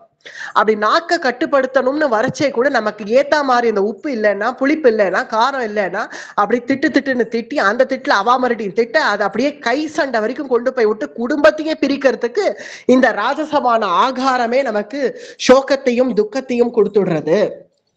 ராஜச குணம் இருக்கிறதுனால்தான் இத்தகைய ஆகாரம் தேவைன்னு நினைக்கிறோம். அடுத்தது தாமச ஆகாரம், 10வது ஸ்லோகம். யாதயாமம் கதரசம் பூதி பர்யுஷிதம் சயத் உச்சிஷ்டமபி சாமேத்யம் போஜனம் தாமச பிரியம். எத்தனை தாமச பிரியம், என்னென்ன போஜனம் தாமசர்கள் எதை விரும்பி சாப்பிடுவாங்கன்னா பழைய ஆகாரம், பழைய ஆகாரம் எடுத்து, அது புளியோதரை இருந்தாலும் பழம் புளியோதரை தான் பிடிக்கும். அது என்னவோ புளியோதரை பண்ணா அன்னைக்கே சாப்பிட மாட்டா, அதை ஒரு 2-3 நாட்கள் வச்சு அதை ஊசடிச்சு பழம் புளியோதரை அப்படின்னு சாப்பிடுவா. இல்ல நல்லா நுரைச்சுண்டு வந்த பழையது, நல்ல ஜலம் விட்டு வச்சு அதை நல்லா 2-3 நாள் ஆன பிறகு அதை நுரைச்சுண்டு வரணும். நுரைச்சுண்டு வந்தது பிறகு அதை சாப்பிடணும். அப்படி இருக்கார்கள், சாப்பிடவர்கள் இருக்கார்கள். அப்படி சாப்பிடுவாளான்னா இருக்கா. ஏன்னா தாமச குணம் இருக்கிறதுனாலதான் அவர்கள் அதை விரும்புறா. அந்த மாதிரி நுரைச்சுண்டு வந்து அந்த பழையதை சாப்பிடணும். இல்ல பண்ணி வச்ச ஒரே நிகழமத சாத்துமத ஒரு 10 நாட்கள் வச்சுண்டு ஒரு ஃப்ரிட்ஜ்ல வச்சுட்டோ வெளியில வச்சுட்டோ அதை அப்படியே சாப்பிடணும். ஒரே ஒரு தடவை தான் தளிகை. ஒரு நாள் தளிகை பண்ணியாச்சுன்னா அதே தான் 10 நாளைக்கும் நல்லா ஒரு பெரிய அண்டால பண்ணி உள்ள ஏத்திட வேண்டியதுதான். அதையே 10 நாள் வச்சு வச்சு வச்சு வச்சு பழசே சாப்பிட்டுண்டு, அதுவும் பழம் புளியோதரை நல்லா பழசு நுரைச்சுண்டு வந்த பழசு ஊசி போனது, இதெல்லாம் அவர்களுக்கு பிடிக்குமா? யாதயாமம் கதரசம், கதரசம் நல்லா அப்படியே நுரைச்சுண்டு வந்த ஊசி போனது. பூதி பர்யுஷிதம் சயத், கிருஷ்ணன் சொல்லியிருக்கான். ஏன்னா அவர்களுக்கு இதெல்லாம் தான் பிடிக்கும். ஏன்னா தாமசம் இருக்கிறதுனாலேயே அவர்களுக்கு இத்தகைய ஆகாரங்கள் பிடிக்கும். அத்தகைய ஆகாரங்களையே திரும்ப திரும்ப திரும்ப திரும்ப சாப்பிடுறதுனால தாமசமே அவர்களுக்கு மிஞ்சிடுறது.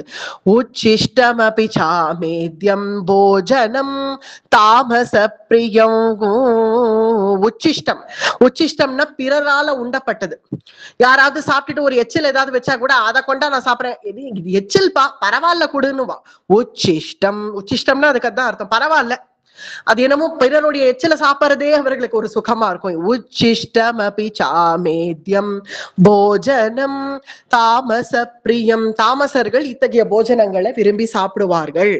ஆகாரங்கள் எப்படி எப்படி இருக்கணும் அப்படிங்கிறதுக்காக தான் இந்த 3 சத்வகுணமுடைய ஆகாரம், ரஜோகுணமுடைய ஆகாரம், தமோகுணமுடைய ஆகாரம்.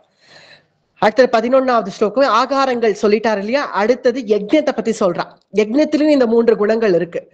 அதனால ஆகாரத்தை பத்தி முடிச்ச பிறகு யஜ்ஞத்தை பத்தி ஆரம்பிக்கிறார். இப்போ 11வது ஸ்லோகம். அபலா காங்ஷிபிர் யஜ்ஞோ விதிதிஷ்டோ ய இச்யதே யஷ்டவ்யமே வேதி மனஹ சமாதாய ச சாத்விகஹ. விதிப்படி பலனின்றி செய்யக்கூடிய ஒரு கடமை, நம்முடைய கடமை அப்படின்னே நினைச்சு அதை சாஸ்திரோச்சிதமாக செய்யக்கூடிய யஜ்ஞங்கள் எந்த பலனும் கருதாம அபலா காங்ஷி பிர் யஜ்ஞோ, அபலா பலம் இல்லாம எந்த பலனும் யோசிக்காம எல்லாம் பகவதார்ப்பணம் அப்படின்னு நினைச்சே செய்யக்கூடிய ஒரு யஜ்ஞம். பகவான் கைங்கரியம் இது, நம்முடைய கடமை இது, பகவானுக்கு கைங்கரியம் பண்றதை விட ஒரு ருச்சி வேற என்ன அப்படின்னு நினைச்சு செய்யக்கூடிய யஜ்ஞம் சாத்விகமான யஜ்ஞம். சமாதாய ச சாத்விகஹ யஷ்டவ்ய மே வேதி மனஹ. அதுக்கு மனசுதான் காரணம். மனசுல இந்த சாத்விக குணம் இருக்கிறவர்களுக்கு தன்னால அவர்கள் பண்ணக்கூடிய யஜ்ஞம் கூட சாத்விகமாகவே ஆயிடும். இத பண்ணிடு இந்த பலன் வருமே அப்படின்னா கூட எதுக்கு சுவாமி இந்த பலன் எல்லாம் வேண்டாமே, எல்லாம் பகவானுக்கு அர்ப்பணம். அதனால நாம் ஏதோ ஒரு யஜ்ஞம் பண்றதை பண்ணுங்கள், பகவத் கைங்கரியமா பண்ணுங்கள் அப்படின்னு சொல்லுவார்கள் சாத்விகர்கள். அடுத்து ராஜசர்கள் பண்ற யஜ்ஞம் 12வது ஸ்லோகம். அபிசந்தாய து பலம் தம்பார்த்தமபி சைவ யத் யுஜ்யதே பரத ஸ்ரேஷ்டா தம் யஜ்ஞம் வித்தி ராஜசம். அபிசந்தாய து பலம், பலனே உத்தேசம்னு இருப்பா. எனக்கு இதை பண்ணுங்க, அயக்ரீவ ஹோமம் பண்ணுங்கள், நல்ல படிப்பு வரணும். இல்ல தன்வந்திரி ஹோமம் பண்ணுங்கள், நல்ல ஆரோக்கியம் வேணும், நல்ல சுவர்ணம் வேணும், நல்ல எனக்கு செல்வங்கள் வேணும், அதுக்கு தக்கபடி ஏதாவது ஹோமம் இருந்தா அதை பண்ணுங்கள். இல்ல மிருத்யுஞ்சய ஹோமம் பண்ணுங்கள், எனக்கு நல்ல ஆயுள் வேணும், அதனால மிருத்யுஞ்சய ஹோமம் பண்ணுங்கள். பலனை உத்தேசித்து இவர்கள் யஜ்ஞம் பண்ணுவார். நல்ல தம்பம் தர்ப்பம் தம்பத்துக்காக எல்லாரும் நம்மளை பார்த்தா அவ ஒரு பெரிய அயக்ரீவ ஹோமம் பண்றான்னு, அந்த ஹோமத்துல கலந்துட்டா நமக்கும் நல்ல படிப்பு வரும், எல்லாரையும் கூப்பிட்டுருக்கா. அவன் கர்த்தானவோ அவன் தான், அந்த கிரகஸ்தன் தான். ஆனா அவர்கள் நான் அயக்ரீவ ஹோமம் பண்றேன், அதுவும் எல்லாருக்காகவும் பண்றேன், யார் வேணாலும் கலந்துக்கலாம் அப்படின்னு ஒரு டம்பம். அதனால அதுல போய் வெறும் ஒரு நிமிஷம் இருந்துட்டு வந்தாலே நமக்கும் அந்த யஜ்ஞ பலம் வருமோ அப்படின்னு பிறர்களை நம்ப வெக்கத்தக்கதான ஒரு டம்பம். அப்படி டம்பத்துக்காக அதுவும் அதுல எல்லாம் தங்கமா இருக்கணும், செங்கல் உள்பட தங்கமா தன்னை காமிச்சுப்பார்கள், ஒரு ஷோ காமிச்சுப்பார்கள். இங்க எல்லாரும் வரணும்னு எல்லாரும் இன்வைட் பண்ணிட்டு வந்தவர்கள் எல்லாம் இது மாதிரி யார் யஜ்ஞம் பண்ண முடியும் அப்படின்னு எல்லாரும் தன்னை புகழ்ந்துட்டு போனோம். தம்பார்த்தமபி சைவயத்து, அர்த்தமபி சைவயத்து, அர்த்தத்தை நல்லா செலவிடுவார்கள். யார் யார் வந்திருக்காளோ வந்தவர்களுக்கு கூட ஒரு பூரி தட்சிணை 100 ரூபாய் கொடுக்காம அனுப்ப மாட்டார்கள். ஏன்னா தன் கிட்டக்க இவ்வளவு இருக்குன்னு காமிச்சுக்கிறதுக்காக, தான் தான் இவ்வளவு பெரிய யஜ்ஞம் பண்றோம்னு காமிச்சுக்கிறதுக்காக சுவர்ணமாவே எல்லாம் பண்ணி வச்சதுனால பகவான் பிரீத்தி அடைஞ்சு பகவானே எனக்கு கீழே அப்படிங்கிற அளவுக்கு போயிடுவான் ராஜசர்களுடைய யஜ்ஞம். இச்யதே பரத சிரேஷ்டா தம் யஜ்ஞம் வித்தி ராஜசம். அத்தகைய யஜ்ஞம் ராஜச யஜ்ஞம். அவர்களுக்கு பலனை உத்தேசிச்சு செய்யறது ஒரு பட்சம், இன்னொன்னு தம்பத்துக்காகவே செய்வார்கள். எல்லாரும் வருஷா வருஷம் வாத்துல யஜ்ஞம் நடக்கிறதுப்பா அப்படின்னு எல்லாரும் சொல்லிக்கணுங்கிறதுக்காகவே செய்வார்கள். அத்தகைய யஜ்ஞம் ராஜச யஜ்ஞம். அடுத்தது தாமச யஜ்ஞம். தாமச யஜ்ஞம் விதிஹீனமஸ்ருஷ்டான்னம் மந்திரஹீனமதக்ஷிணங்கோ ஸ்ரத்தா விரஹிதம் யஜ்ஞம் தாமசம் பரிசக்ஷதே. விதியும் இருக்காது, யஜ்ஞம் எப்படி பண்ணணுமோ அத்தகைய விதிப்படியும் செய்ய மாட்டார்கள். விதியும் தவறி, மந்திரஹீனம் கிரியாஹீனம் எல்லாத்தையும் தவறி, மந்திரங்கள் கூட சரியா இருக்காது, மந்திரஹீனம் கிரியாஹீனம். எதுக்கு அடுத்து ஸ்நானம் பண்ணிட்டு வந்து யஜ்ஞம் உட்கரணும்னு ஒரு குறைஞ்சபட்ச விஷயம் கூட செய்ய மாட்டார்கள். ஸ்நானம் கூட பண்ணாம அப்படியே வந்து என்ன பிரமாதம், என்ன ஆயிடும் நானும் பாக்குறேனே, என்ன நெருப்புல இருந்து யாராவது வந்து என்ன இழுத்துன்னு போயிடுவாளா, அதிகம் தான் பாக்குறேனே அப்படின்னு வந்து உட்காருவார்கள். மந்திரஹீனம் கிரியாஹீனம். மந்திரஹீனம் அதிக்ஷணம். மந்திரஹீனம், மந்திரத்தை ஹேளனம் பண்ணுவார்கள். அப்படிப்பட்டவர்கள் ஆனாலும் யஜ்ஞம் செய்வார்கள், ஏதோ ஒண்ணு செய்வார்கள், ஸ்ரத்தையே இல்லாம செய்வார்கள். ஸ்ரத்தா விரஹிதம் யஜ்ஞம். ஒரு ஸ்ரத்தையே இல்லாம யஜ்ஞத்துல வந்து உட்காந்து கூட சரி ஸ்நானம் எல்லாம் பண்ணி வந்து உட்காந்து இருக்கார்கள்னே வச்சுப்போம். உட்காண்டா கூட அங்கேயும் வந்து ஹான்னு ஒரு கொட்டாவியை விட்டுட்டு உட்கார வேண்டியது. ஆனா மந்திரம் சொல்லுங்கோ, கூட சேர்ந்து சொல்லுங்கோன்னு வாத்தியார் சொல்ல, நீர் சொல்லும் சுவாமி எனக்கே தூக்கம் வருது, யஜ்ஞத்துல உட்காந்து காஃபி கொண்டா தூக்கம் வருது அப்படின்னு இருக்கிறவர்கள் தாமச யஜ்ஞம். அவர்கள் பண்ணக்கூடிய யஜ்ஞம் தாமசம் பரிசக்ஷதே. அடுத்தது யஜ்ஞத்தை பத்தி சொன்ன பிறகு 14வது ஸ்லோகம் 3 விதமான தபஸ். இங்க தபஸை பத்தி சொல்றார். தேவத்விஜ குரு பிராக்ஞ பூஜனம் சௌச்ச மார்ஜவம் பிரம்மச்சர்யம் அஹிம்சாச்ச ஷரீரம் தப உச்யதே. தபசுனாலே முதல்ல இத்தகைய குணங்கள்லாம் இருக்கணும். என்னென்ன குணங்கள்? நல்ல ஒரு ஆன்மீக குருவை நாடி போடும், ஆச்சாரியனை நம்ம ஆசிரியக்கணும், பெரியவர்கள் முன்னோர்கள் முடிந்ததை முறை தப்பாமல் நமக்கு என்னெல்லாம் நம் பெரியவர்கள் சொல்லி கொடுத்திருக்காளோ அதெல்லாம் முறை தப்பாம கேட்டு அப்படியே அனுசரணைக்கு கொண்டு வந்து நம்ம எத்தகைய தெய்வ வழிபாடுகள் பண்ணணுமோ நம்ம வழியாக கொண்டு வந்த நம்ம குல தெய்வங்களை வழிபட்டு அதுல தூய்மையான முறையில எளிமையான முறையில நல்ல அஹிம்சை முதலிய குணங்களோட கூட பிரம்மச்சரியத்தோட கூட ஒரு தபஸ் இருக்கணும். பிரம்மச்சரியம் அஹிம்சாச்ச ஷாரீரம் தப உச்யதே. 3 விதமான தபசு. வாச்சிகமான தபசு, ஷாரீரமான தபசு, மானச தபசு. இதுல ஷாரீர தபசை தான் முதல்ல சொல்றார். ஷாரீரம் தப உச்யதே. சரீரத்தால செய்யக்கூடிய தபசுல முதல்ல நமக்கு அஹிம்சை இருக்கணும். ஏன்னா ஏதாவது ஒரு காரியம் பண்றோம், யஜ்ஞம் பண்றோம், யாகம் பண்றோம்னாலே அதுல ஏதாவது ஒருத்தர் எதையாவது சொன்னான்னா இதெல்லாம் என் குடும்ப முறைப்படி இல்லைன்னு ஒருத்தர் சொல்ல, இல்லை ஏன் பண்ணா என்னன்னு இன்னொருத்தர் சொல்ல, அந்த ஒரு யஜ்ஞ குண்டமே போர்க்களமா மாறிடும், அடித்தடி வரைக்கும் கொண்டு போய் விட்டுரும். அந்த மாதிரிலாம் இல்லாம அஹிம்சையோட கூட இல்ல ஜீவ காருண்யத்தோட கூட பிறகு பிரம்மச்சரியம் அப்படிங்கிறது ரொம்ப முக்கியம். ஒரு தபசுக்கு ஒரு பிரம்மச்சரியத்தோட கூட இருக்கக்கூடியது ஷாரீரமான தபசு, ஷாரீர ரீதியாக நம் செய்யக்கூடிய தபசு. அடுத்தது 15வது ஸ்லோகம். அனுத்வேகரம் வாக்கியம் சத்யம் பிரியஹிதம் சயத் ஸ்வாத்யாயாப்யசனம் சைவ வாங்மயம் தப உச்யதே. வாக்குனால தபஸ், வாக் தபஸ், வாச்சிகமான தபஸ். என்னன்னா அனுத்வேகரம் வாக்கியம், நம்ம உபயோகப்படுத்துற வாக்கியம்ங்கிறது ப்ராப்பரா பார்த்து இருக்கணும். பிறர் நம்மளை கஷ்டப்படுத்துறாப்புல ஒரு வாக்கியத்தை நம்ம உபயோகிச்சிட கூடாது. தேவ பூஜை, ஆச்சாரிய பூஜை, நம்ம எதை செஞ்சாலும், பித்ரு பூஜை நம்ம எது செஞ்சாலும் நம்ம வாக் தபசுங்கிறது நமக்கு சரியாக இருக்கணும். அந்த வாக்கியம் சத்தியமா இருக்கணும், சத்தியத்தை பேசணும். பிரியஹிதம் ஜெயத்து, பிறர்களுக்கு பிரியமா பேசணும்.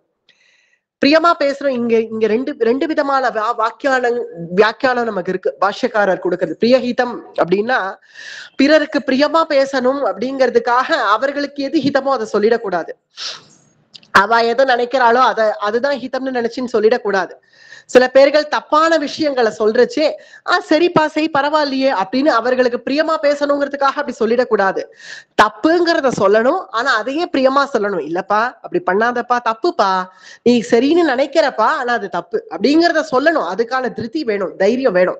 பிரியஹிதம் அப்படிங்கிறது பிறர்களுக்கு பிரியமாதான் பேசணும், ஆனா அதுக்காக அவர்கள் பிரியமா பேசணுங்கிறதுக்காக எது அதர்மமோ அதை சொல்லிடக்கூடாது. அதையும் பிரியமா சொல்லு. பிரியஹிதம் ஜெயத்து, பிரியமா பேசணும். சுவாத்தியாய, நல்ல ஸ்ரத்தையோட கூட பிரியமாக பேசுறதுலயும் நமக்கு குறைச்சுக்கணும் பேச்சங்கிற. பேச்சுமே வளவளன்னு பேசிட்டே இருந்தா வாக்குல நமக்கு நிறைய அபச்சாரங்கள் வரும். வளவளன்னு பேசுறச்சே நம்ம என்ன பேசுறோம் தெரியாம சில வார்த்தையை விட்டுருவோம். அதனால எது தேவையோ அதை பேசிட்டு பிரியஹிதம் ஜெயத்து. சுவாத்தியாய, நம்ம என்னென்ன சாஸ்திரங்களை நம்ம கிரந்தங்கள் படிக்கிறோமோ, பகவத்கீதை படிக்கிறோமோ, ராமாயணம் படிக்கிறோமோ, பாகவதம் பாரதம் படிக்கிறோமோ, இல்ல ராமநாமமே சொல்றோமோ, அது எல்லாமே வாச்சிகமான தபசு. சுவாத்தியாய வியசனம் செய்வ, சுவாத்தியாயம்னா அதுதான். நம்ம என்னெல்லாம் பட்டனம் பண்றோமோ இதெல்லாம் வாச்சிகமான தபஸ். பிறரை தூஷிக்காம இருக்கிறதே வாச்சிகமான தபசுன்னுட்டா.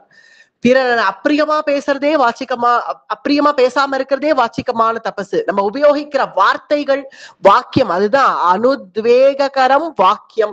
நம்ம உபயோகிக்கிற வார்த்தைகள் எப்படி இருக்கோ அதுவே ஒரு வாச்சிகமான தபசு. அதை தவிர நாம் பட்டனம் பண்ற கிரந்தங்கள், ராமநாமம், இது எல்லாமே வாக்மயமான தபசு. வாக்மயம் தப உச்சியதேயே. முதல்ல ஷாரீர தபச சொல்லிட்டார் 14வது ஸ்லோகம். அடுத்தது வாக்மயமான தபசு 15வது ஸ்லோகம்.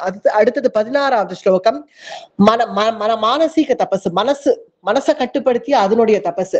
மன பிரசாத சௌமியத்வம் மௌனமாத்ம விநிகிரஹா பாவ சம்சுத்திரித்யேதத் தபோ மானசமுச்யதே. எல்லாம் பிரசன்னமா இருக்கணும், என்னைக்குமே மனசு சௌமியமா இருக்கணும். அதுதான் மானச தபஸ். நம்ம மனசுனால செய்யக்கூடிய தபசு. மன பிரசாத சௌமியத்துவம், சௌமியமா நல்ல பிரசன்னமாக, ரொம்ப கடினமா இல்லாம, பேசினாலே சொல்லு பொழுது ஒழுவான கடினமா இல்லாம பிரசாந்தமாக இருக்கக்கூடியது, மௌனமா இருக்கக்கூடியது. ஏன்னா பெரும்பாலும் இத்தகையவர்கள் மன தபசு பண்றவர்கள் மௌனமாவே இருப்பா. ரொம்ப அனாவசியமாலாம் பேச மாட்டான். எது தேவையோ அதை மட்டும் பேசிப்பா. பெரும்பாலான சமயம் சைலண்டாவே இருப்பா. அவர்களெல்லாம் ரிசர்வ்டா இருக்கான்னு சொல்றோம் இல்லையா? அத்தகையவர்கள் சாத்விகர்கள்லயே அத்தகைய தபஸ் பண்றவர்கள் மௌனமாக இருப்பார்கள். ஏன்னா அனாவசியமா பேசினா நாக்கு கண்டபடி துள்ளும், ஏதாவது வாக்கு அபச்சாரம் வருங்கிறதுக்காகவே மௌனமாத்ம விநிகிரஹா, ஆத்ம விநிகிரஹா, மௌனமாகவே இருந்து யாரையும் நிகிரகம் பண்ணாம இருப்பார்கள். பாவ சம்சுத்திஹி, பாவங்கள் சுத்தமா இருக்கும் அவர்களுக்கு. ஏன்னா உள்ளம் ஒண்ணு வச்சுன்னு புறம் ஒண்ணு பேசாம, தர்மபுத்திரர் போல பாவங்கள் சுத்தமா இருக்கும். மனசுல என்ன நினைக்கிறாரோ அதை தான் வெளியில சொல்லுவார். அப்படிதான் நடப்பார். துரியோதனன் பண்றது பிடிக்கலைன்னு ஓப்பனா சொல்லுவார் சில சமயங்கள்ல. அதனாலதானே அந்த தூது சமயத்துல பார்த்தோம்னா, கண்ணபிரானுடைய தூது சமயத்துல சஞ்சயன் நீ பஜனை பண்ணிட்டு போன்னு மகாராஜா சொன்னார்னு சொன்ன உடனே, அப்படியா சொல்லிட்டாரா மகாராஜா, சரின்னு சொன்னேன்னு சொல்லிட்டு அப்படின்னு எதிரில வெறும் அப்படி சொல்லிட்டு, பத்தியா அந்த அயோக்கிய பையன் என்ன சொன்னான் பத்தியா அப்படின்னு போய் பின்னாடி பேச மாட்டார் தர்மபுத்திரர். சஞ்சயன் எதிரிலேயே தைரியமா பேசினார் இல்லையா? அதுதான் வாக் சுத்தம், மனசு சுத்தம். மனசு சுத்தமா அத்தகைய பாவங்கள் இருக்கிறதுனாலதான் ஒருவேளை கோபம்னாலும் நேரடியா சொல்லுவார்கள், இல்ல கோபம் இல்லைனாலும் அமைதியா இருப்பார்கள். எந்தெந்த நேரத்துல மௌனமா இருக்கணும், எப்படி கோபத்தை எடுக்கணும் எல்லாம் அவர்களுக்கு தெரியும். அதுதான் விஷயமான தபஸ். அது பாவா சுத்திஹி ரித்யேதத் தபோ மானசமுச்யதே. மனசாகிய தபஸ் அது. மௌனம், சுய கட்டுப்பாடு, இது ரெண்டு தான் ரொம்ப முக்கியம் அத்தகைய மனசனுடைய தபஸுக்கு. 3 விதமான தபஸ் பார்த்தாச்சு. அடுத்தது 17வது ஸ்லோகம். ஸ்ரத்தயா பரயா தப்தம் தபஸ்தத் த்ரிவிதம் நரைஹி அபலாகாங்ஷிபிர்யுக்தைஹி சாத்விகம் பரிசக்ஷதே. நீ தபஸ் யஜ்ஞம் பார்த்தாச்சு இல்லையா, 3 விதமான ஆகாரம் பார்த்தாச்சு, 3 விதமான யஜ்ஞம் பார்த்தாச்சு. அந்த தபஸையே இந்த 3 விதமாக சொல்றார். 3 விதமான தபசு எத்தகையதுன்னு சொன்னார். வாக் தபசு, ஷாரீர தபசு, மனஸ் தபசு அப்படிங்கறத 3 விதமா சொல்லி அத சாத்விகன் எப்படி, ராஜசன் எப்படி, தாமசன் எப்படி அப்படிங்கறத இப்ப விளக்குறார் இந்த ஸ்லோகங்கள்ல. 17வது ஸ்லோகத்துல திரிவிதமான தபஸ்லயும் சாத்விகம், ராஜசம், தாமசம்ங்கிறது உண்டு இல்லையா. அதுல இந்த பாராயணம் நாமம் நம்ம எதை செஞ்சாலும் பலனின்றி செய்யறது சாத்விகமான பாவத்தோட இருக்கக்கூடிய தபசு.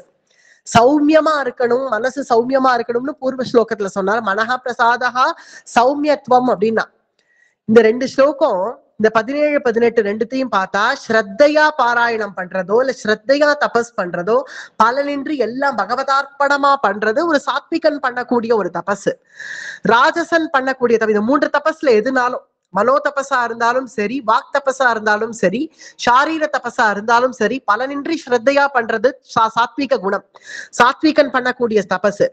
அடுத்த 18வது ஸ்லோகத்துல என்ன சொல்றார்? சத்காரமான பூஜார்த்தம் தபோதம்பேன சைவப்யத் கிரியதே தாதிக ப்ரோக்தம் கோ ராஜசம் சலமத்ருவம். 18வது ஸ்லோகத்துல இந்த மௌனம்ங்கிறது சௌமியம்னு சொன்னார். 16வது ஸ்லோகத்துல அந்த சௌமியம் கூட இதுலதான் நம்ம வித்தியாசம். ஒரு உதாரணத்துக்கு புரியணும்னு சொல்றேன். சாத்விகனா இருந்தா மௌனம்ங்கிறது அவனுக்கு சுபாவமாவே வரும். சாத்விகர்களுக்கு சுபாவமாவே அவர்கள் கொஞ்சம் ரிசர்வ்டா இருப்பா, யார்கிட்டையும் நிறைய எல்லாம் ரொம்ப பேசிக்க மாட்டா. அது சாத்விக குணம் உடையவர்கள். ராஜசத்துலயும் ஒரு மௌனம் இருக்கு. அது எப்படின்னா, மௌனம் தானே மனஸ்தபஸ்லயும் ராஜசம் இருக்கு இல்லையா. ராஜசத்துல மௌனம்ங்கிறது எப்படி இருக்கும்னா, அவர் மௌனவிரதம் மௌனவிரதம் மௌனவிரதம் அப்படின்னு சொல்லிட்டு ஒரு விரதமாக அனுஷ்டிச்சுன்னு அதை இருப்பா. இருந்தா அவ எல்லாம் செய்வா, பேச வாய் மட்டும்தான் பேசாதே தவிர இங்க வந்து இதை எடுக்கணும் அப்படின்னா இப்படி யாரையாவது இப்படி கூப்பிடுவா, இப்படி கையாலேயே கூப்பிடுவா, இதை எடுன்னு ஆக்ஷன் காட்டுவா. அப்புறம் இந்த ஆக்ஷன்ஸ்லயே பேசிட்டு இருப்பா, நாள் பூரா ஆக்ஷன்லயே பேசி முடிச்சுடுவா. அதுக்கு எதுக்கு மௌன விரதம் இருக்கணும், வாய் திறந்தே பேசிடலாமே. அது ராஜச மௌனம். சௌமியம்ங்கிறது சாத்விகனுக்கு ஸ்வபாவமாகவே அந்த மௌனம்ங்கிறது வந்துடும். ஆனா ராஜசர்களுக்கு மௌனமா இருக்கணும்னு இருக்க முடியாது. ஆனாலும் மனஸ்தபசு பண்ணணும்னு ஆசை இருக்கிறவர்கள், சரி இன்னைக்கு ஒரு நாள் நான் பேசாம இருக்கிறதா முடிவு பண்ணிருக்கேன்னு மௌன விரதமாவது இருப்பா. ஆனா அவர்களுடைய ராஜச ஸ்வபாவம் இருக்க விடாது. அதனால ஆக்ஷன்லயே பேசி தீத்துடுவான். அதனால இருக்கிறவர்கள் நீ பேசி தொலைச்சா தேவல போன்னு சொல்லிடுவான். ஏன்னா அந்த அளவுக்கு போட்டு ஹிம்சிப்பார்கள். நான் மௌனமா இருக்கிறதே ஒரு பிரச்சனை ஆயிடும். அப்புறம் வந்து செகண்டுக்கு செகண்ட் வந்து கூப்பிடுவான், கை தட்டி கூப்பிட்டு அதுவும் கை தட்டி வேற கூப்பிடுவான். நல்ல சவுண்ட் எல்லாம் வரணும். கை தட்டி கூப்பிட்டு இதை பண்ணு அதை பண்ணுன்னு கையில ஆக்ஷன்லயே முடிச்சிருவான். அப்படி இருக்கக்கூடியவர்களுடைய மௌனம் அப்படிங்கிறது இந்த விரதமாக அனுஷ்டிச்சு கடினமா அனுஷ்டிச்சு அவர்களாலதான் முடியலையே, பேசியே முடிச்சுடலாமே. அதுக்கு அப்படி இருக்கிறவர்கள் தான் ராஜச கிரியை. ராஜச கிரியைகள் உடையவர்களுடைய மௌனம் அப்படிதான் இருக்குங்கிறார். அது கிரியதே தாதிகம் புரோக்தம் ராஜசம் சலமத்ருவம். அது டம்பத்திற்காக பண்ணக்கூடியதுங்கிறார். ஏன்னா மௌன விரதம் இருக்கா, அப்படி மௌன விரதம் இருக்காப்பா அப்படின்னு மற்றவர்கள் தன்னை பார்த்து சொல்லணுங்கிறதுக்காக தபோர் டம்பேன சைவயது டம்பத்துக்காக பண்ணுவார்கள் அத்தகைய ராஜசர்கள் மௌனத்தை கூட.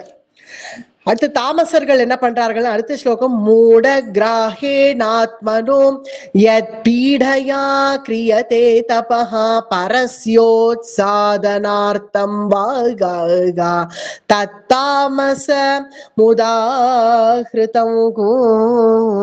தாமசர்கள் பிறரை கெடுக்கிறதுக்காகவே இத்தகைய தபஸ் பண்ணுவார்கள்.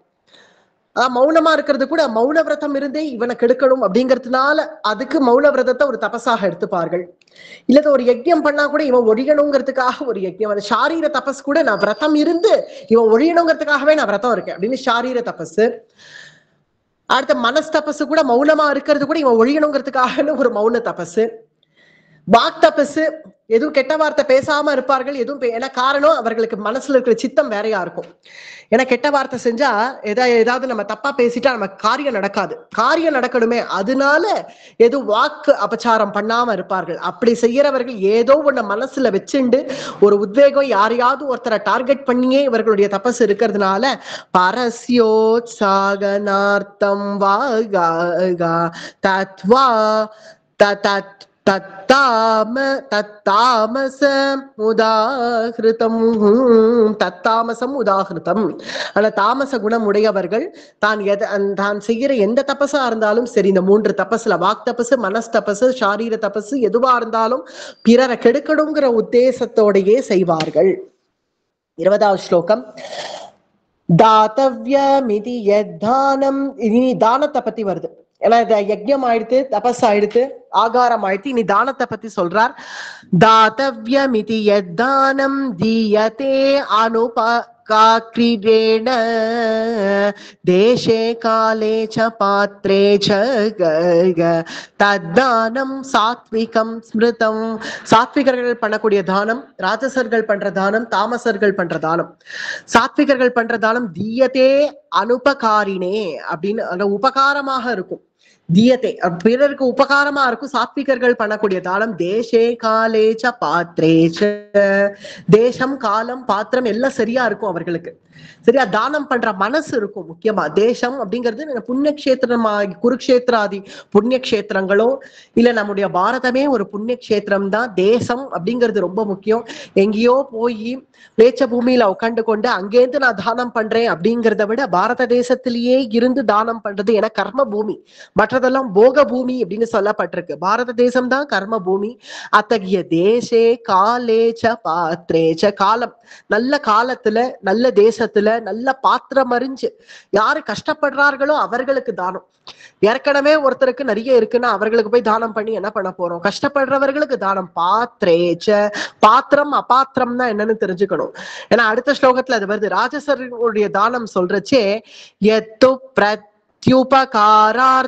பலமுத்ருஷ்ய வா புனஹ தீயதே ச பரிக்ளிஷ்டம் கோ கோ தத்தானம் ராஜசம்ஸ்மிருதம்.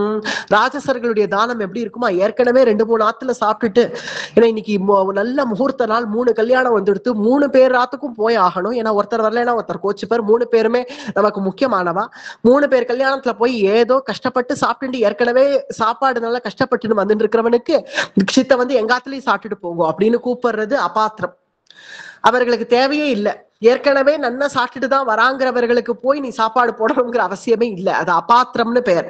பாத்திரம்ங்கிறது வாசல்லையே ஒருத்தன் ஐயா ஏதாவது குடுமையா, ஏதாவது ஒண்ணு கொடுப்பா இந்த வயிற்றுக்குன்னு வாசல்ல ஒருத்தர் வந்து நிக்கிறான்னா அவனை விட்டுட்டு ஏற்கனவே 3 கல்யாணத்துல சாப்பிட்டுட்டு வர ஒருத்தரை, ஏன்னா இவரை நமக்கு விருந்தினர் அப்படின்னு காமிச்சுக்கணும், மேல நமக்கு இவ்வளவுலாம் இருக்குன்னு காமிச்சுக்கணும், எங்காத்துல எப்பவுமே பஞ்சபக்ஷ பரமான்னம் தான் சார் பண்ணுவோம் அப்படின்னு காமிச்சுக்கணுங்கிறதுக்காகவே, டம்பத்துக்காகவே பண்ணக்கூடிய தானம் அது. அது அபாத்திரம்னு பெயர். அது ரஜோகுணம் ஒரு பொருந்தினவர்கள் அதை செய்வார்கள்.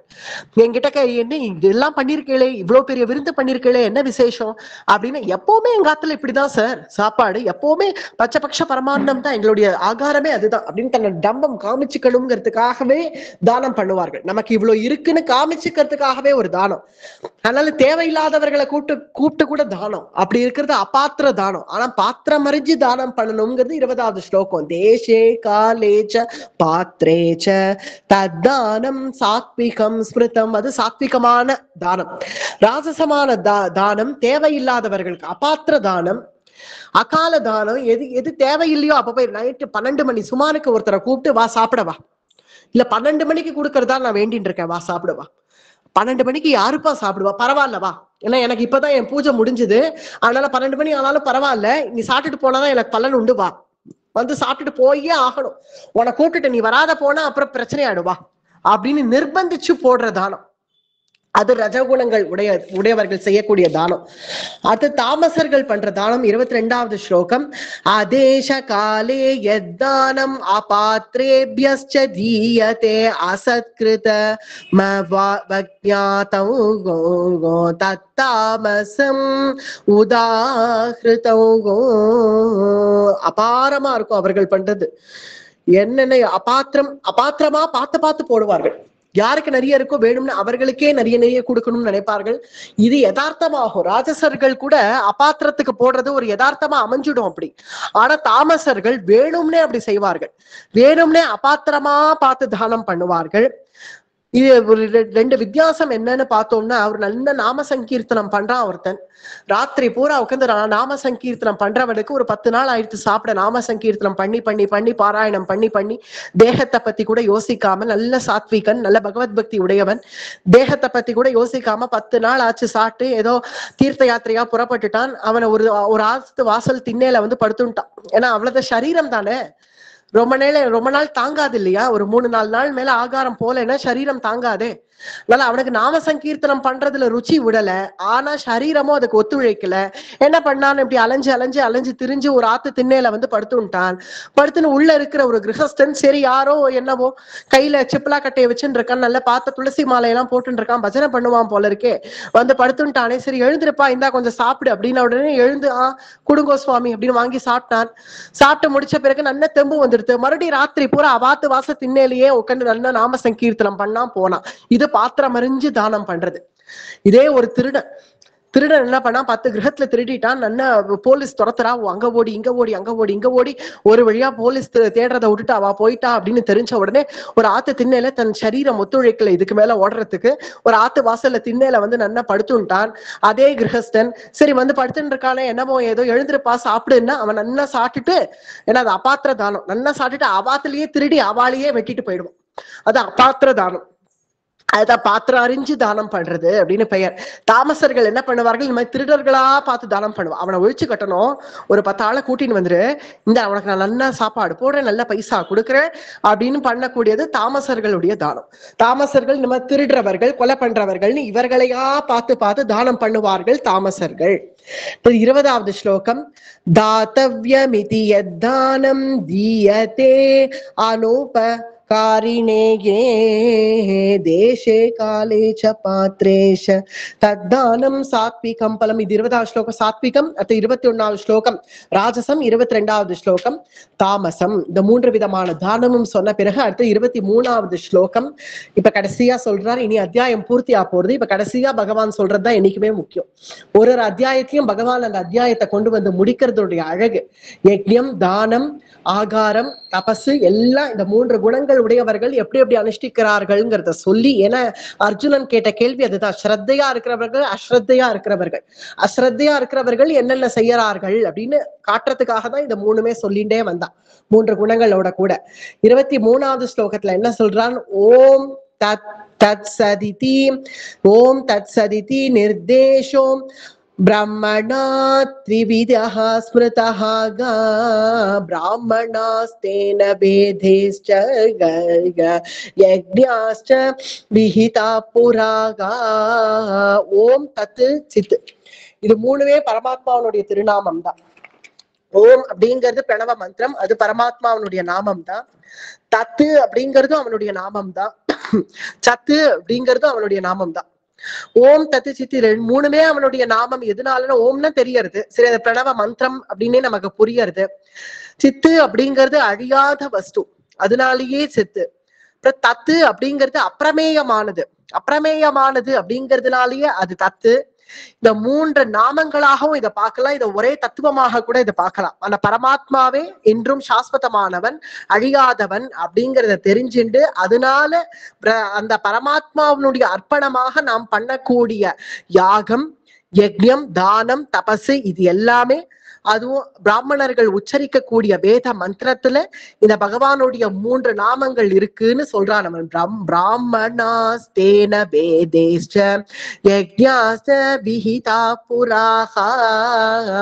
என்னுடைய இந்த 3 நாமங்கள் ஓம் தத்து சித்து, இது 3மே அவர்கள் உச்சரிக்கக்கூடிய அந்த வேதத்துல இருக்கு, அந்த யஜ்ஞத்துல வருது.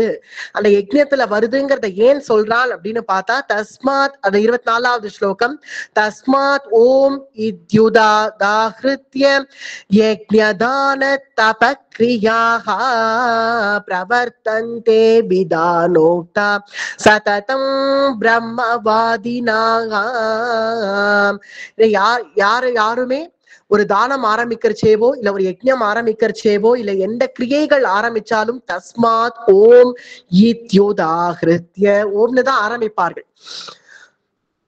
ஏன்னா யாராவது ஒரு வைதிகர்கள் ஒரு மந்திரம் சொல்லி ஒரு காரியம் ஆரம்பிக்கணும்னா முதல்ல ஓம்னு தானே ஆரம்பிக்கிறார்கள். அதனால அப்படி ஆரம்பித்து பரமனை அடையறதுக்காகவே சாஸ்திர விதிப்படி ஆரம்பிக்கணும்னா அந்த பிரணவ மந்திரத்திலேருந்து ஆரம்பிக்கணும். அந்த பிரணவ மந்திரத்திலேருந்து ஆரம்பிச்சு நம்ம பகவத் கைங்கரியமா பகவத் அர்ப்பணமா பண்ணக்கூடிய தானம், பகவத் அர்ப்பணமா பண்ணக்கூடிய யஜ்ஞம், பகவத் அர்ப்பணமா பண்ணக்கூடிய தபசு, நம்ம அருந்திக்கிற ஆகாரம் கூட பகவத் அர்ப்பணமா, இப்படி பண்ணக்கூடிய சாத்விகமான விஷயங்கள் எல்லாமே அந்த பகவானுக்கே கைங்கரியம் பண்றோம்.